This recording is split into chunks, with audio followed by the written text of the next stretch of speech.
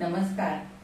प्रेमिनास रेसिपीमध्ये तुमचं सर्वांचं खूप खूप खूप स्वागत. आज आपल्याला गौरी गणपतीच्या फराळाच्या ताटामध्ये नैवेद्य करता मांडण्यासाठी 15 दिवस टिकणारे मस्त असे मऊसूत बुंदीचे लाडू तयार करायचे. करायला अगदी सोपे आहेत, कमी साहित्यामध्ये झटपट तयार होतात.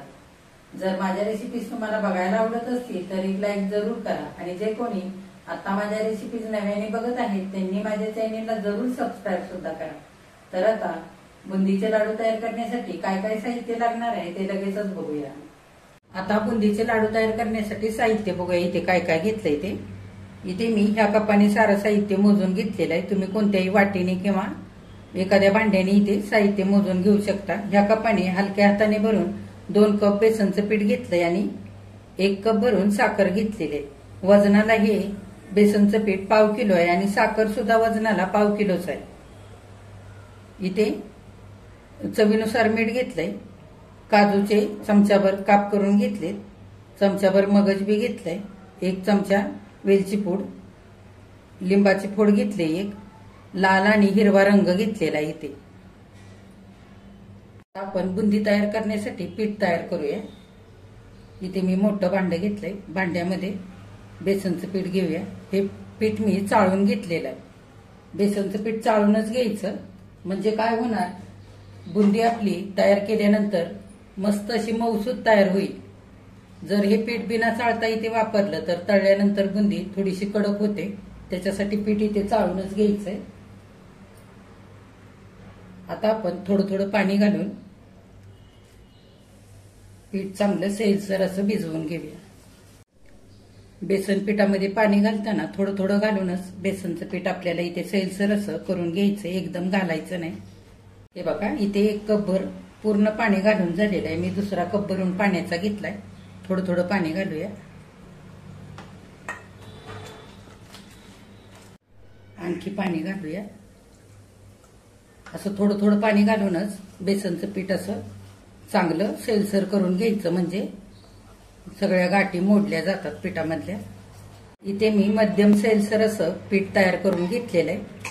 आता आपण थोडंसं मीठ घालूया चवीनुसार. अगदी थोडंसं घालायचंय आणि सगळं पीठ चांगलं एकदा 1-2 मिनिटं असा फिरवून घेऊया. मीठ घातल्यानंतर मीठ पिठामध्ये चांगले एकजीव करून घेतलंय. या पद्धतीने आपलं असं सैलसर पीठ तयार झालेलं आहे. बुंदी पडेल असं आपल्याला इथे पीठ तयार करून घ्यायचंय. पीठ तयार करण्यासाठी 2 कप पाणी घेतलं होतं. त्याच्यातलं 1.5 कपापेक्षा थोडंसं जास्त पाणी इथे लागलेलं आहे.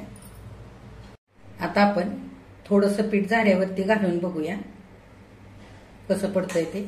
हे बघा, पीठ आपलं छान पडतंय म्हणजे इथे पीठ आपलं बुंदी करण्यासाठी चांगलं तयार झालेलं आहे.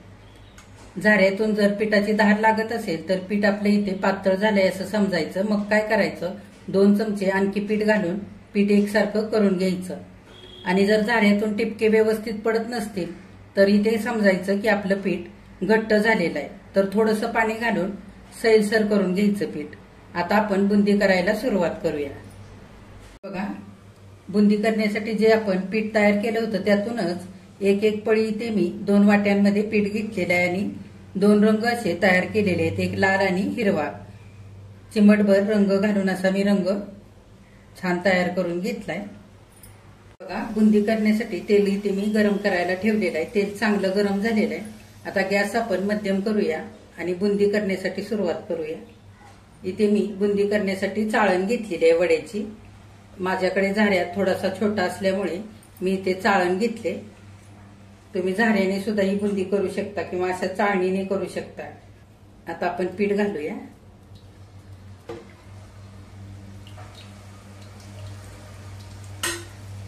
हे बघा, असं थोडंसं उंच धरायचं. बघा, बिना हलवता सुद्धा छान अशी बुंदी इथे पडते. मस्त गोल गोल तयार होते.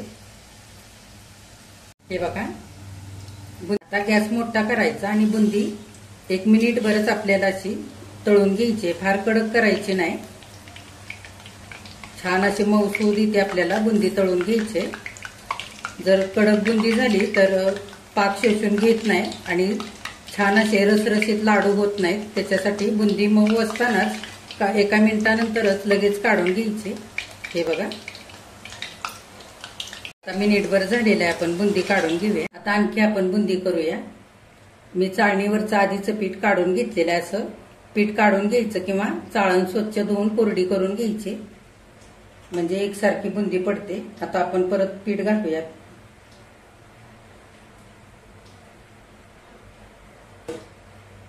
बुंदी घालेपर्यंत गॅस बारीक करायचा आणि नंतर बुंदी तळताना मोठ्या गॅसवरती बुंदी तळायची.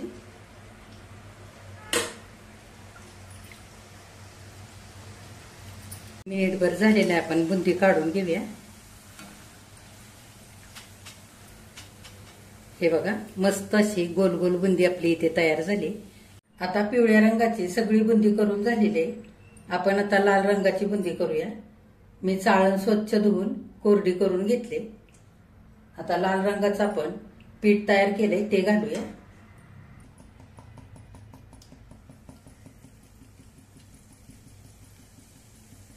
हे बघा, मिनिटभर झालेला आहे. बुंदी आपली इथे छान तळलेली, काढून घेऊया. मस्त गोल गोल अशी बुंदी इथे झाली. हे बघा, आता आपण सगळी उरलेली बुंदी अशीच तळूया आणि हिरव्या रंगाची सुद्धा तळून घेऊया. तीनही रंगाची बुंदी इथे तळून तयार झालेली आहे. किती मस्त झाली बघा, छान गोल गरगरीत अशी झाली.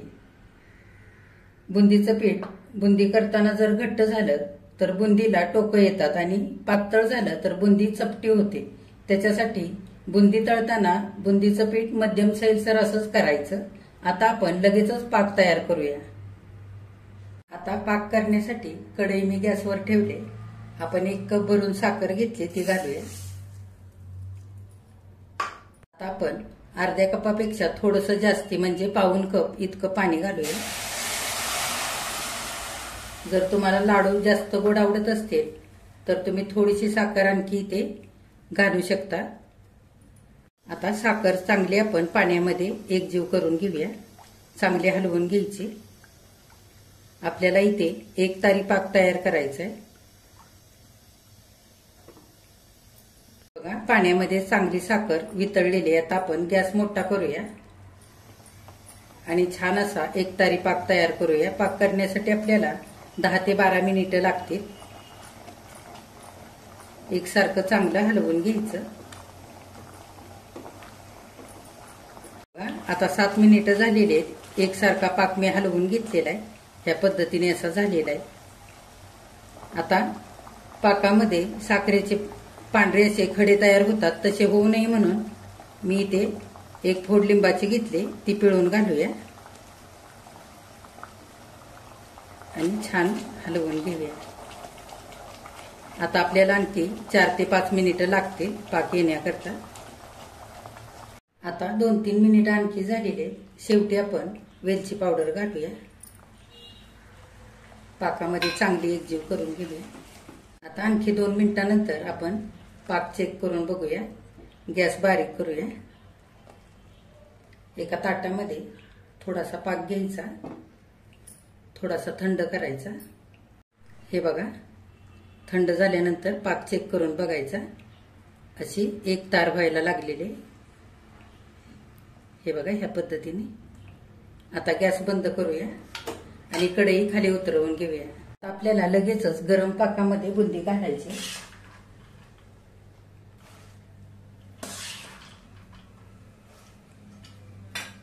चांगली हलवून घेऊया.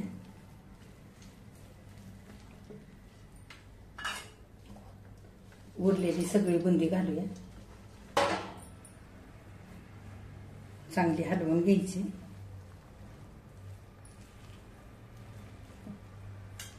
मगज बी घालूया.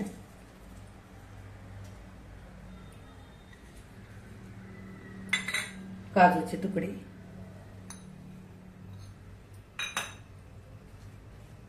आणि वर खाली करून चांगलं घेऊया. हे बघा, पाकामध्ये आता चांगली बुंदी मी खाली वर करून मिसळून घेतलेली आहे. असं उलटण्याने सगळी बुंदी हलक्या हाताने अशी दाबून बसवायची, एकसारखी करून घ्यायची.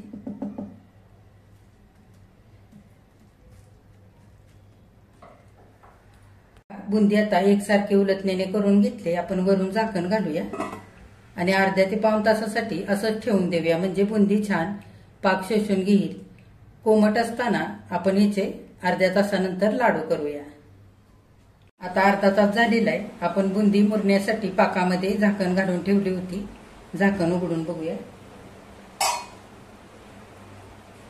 हे बघा, छान बुंदी इथे पाकामध्ये मुरलेली. आता आपण चमच्यावर तूप घालूया, म्हणजे लाडूला छान तुपाची चव पण येईल आणि सुगंध येईल. सगळं चांगलं एकजीव करून घेऊया. तूप घातल्यानंतर सगळं मिश्रण मी चांगलं एकजीव करून घेतलंय. आता आपण थोडी थोडी बुंदी हातावरती घेऊन लाडू तयार करूया. हे बघा, या पद्धतीने लाडू वळून घेत असताना दोन्ही हाताने दाबून लाडू वळायचा, म्हणजे लाडू छान असा घट्ट वळला जातो. हे बघा, ह्या पद्धतीने असा. लाडू थंड झाले की लाडू छान कोरडे होतात, ओलसर राहत नाही.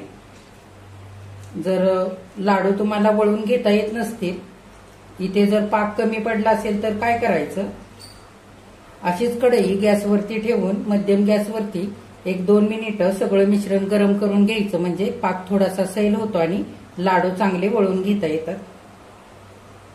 हे बघा, ह्या पद्धतीने.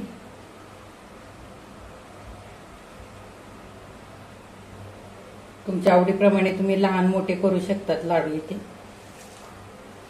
हे बघा, 5-6 लाडू केल्यानंतर पाकामुळे हात खूप चिकट होतात आणि लाडू चांगले वळता येत नाहीत. तर काय करायचं, हात पाण्याखाली स्वच्छ धुवायचे आणि सुती कापडाने कोरडे करायचे आणि मग लाडू वळायचे, म्हणजे लाडूही चांगले वळले जातात आणि हातही फार चिकट होत नाहीत.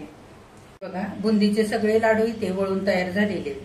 हे बुंदीचे लाडू करण्यासाठी जेवढं आपण साहित्य घेतलं होतं त्याच्यामध्ये मध्यम आकाराचे 15 लाडू इथे तयार झालेले.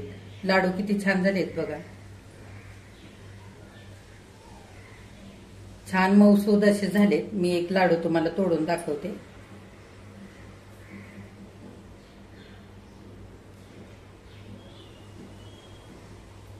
आता हे लाडू आपण एका दुसऱ्या डिशमध्ये काढूया. हे बघा, गौराईच्या नैवेद्यासाठी बुंदीचे लाडू इथे करून तयार झालेले आहेत. किती छान झालेत बघा, दिसायला सुद्धा खूप सुरेख दिसत आहेत.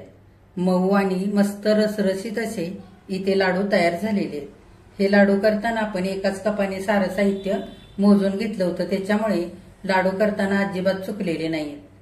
हे लाडू चांगले थंड झाल्यानंतर चांगले कोरडे होतात. मग हवाबंद डब्यामध्ये भरून ठेवायचे, म्हणजे 15 दिवस छान टिकतात, खराब होत नाहीत. तर तुम्ही सुद्धा असे गौराईच्या नैवेद्यासाठी बुंदीचे लाडू करून बघा.